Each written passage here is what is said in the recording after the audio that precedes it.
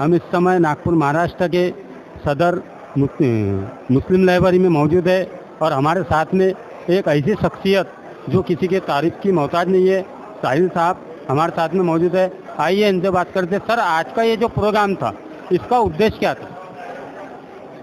इसका उद्देश्य तो इसके मतलब उन्वान से जाहिर है, ज़्यादा रफ्तगा, यानी ये नागपुर शहर के जो अहले कलम हैं, अदीब हैं, शायर हैं जो गुजर चुके हैं, उनकी याद को इस प्रोग्राम के तहत ज़िंदा रखना इसका मकसद है। ये लाइब्रेरी का एक बहुत अच्छा कहना चाहिए इक़दाम है कि लाइब्रेरी ने अपने 100 साला जश्न के मौके पर इस प्रोग्राम का इनेकाद किया। हर साल वो 3 शायरों को मुंतखब करते हैं और लोगों को दावत देते हैं उनके ऊपर मकाला लिखने की, ताकि अवाम के सामने उनकी ज़िंदगी की हालात और ख़िदमत वाक़िफ़ हो सकें। यही मकसद है इसका। ये 3रा साल है जबकि लाइब्रेरी इस किस्म का प्रोग्राम का इनेकाद कर रही है। आप क्या कहना चाहेंगे?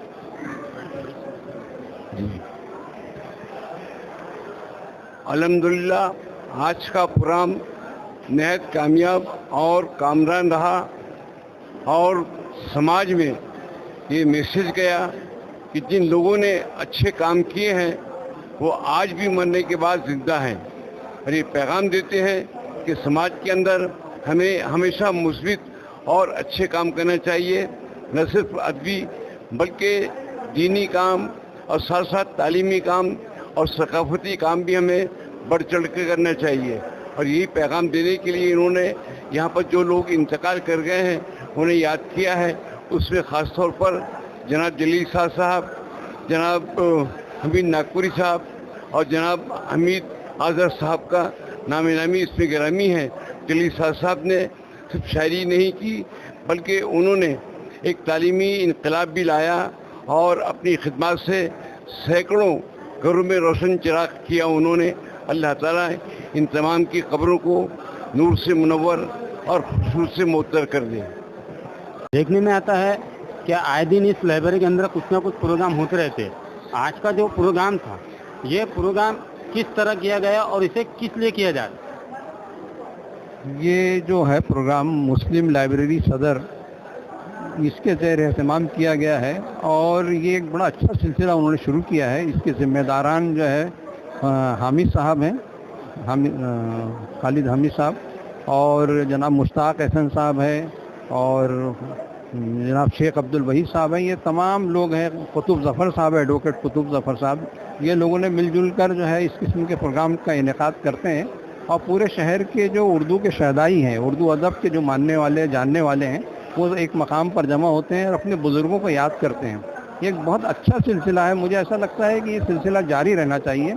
उनका ये 3रा मौका था, ये 3रा साल है कि इस किस्म का प्रोग्राम उन्होंने याद किए बुज़ुर्गों को।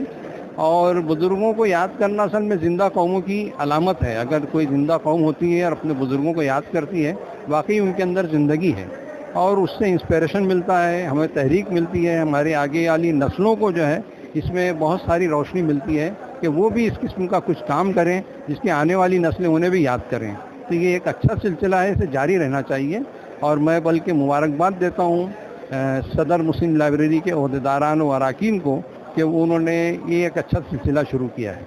नौजवान बच्चों को क्या संदेश देना?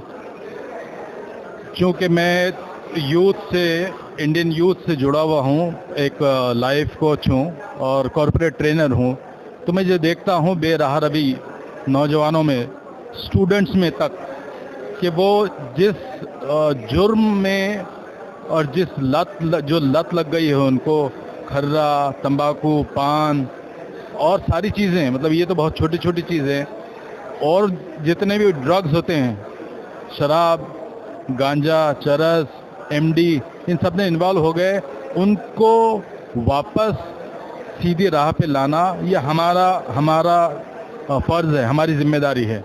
तो मैं ये चाहता हूँ कि इस स्टेज से ये मैसेज सबको जाए कि वो भी हमारी जिम्मेदारी है, चाहे वो अपने बच्चे ना हों, लेकिन इस समाज का मुस्तकबिल है वो, हमको किसी भी तरह से थोड़ा बहुत वक्त निकाल के उनके वापसी के लिए काम करना चाहिए। यहाँ पर देखने में आया है कि महिलाओं ने भी बढ़ चढ़ के हिस्सा लिया है।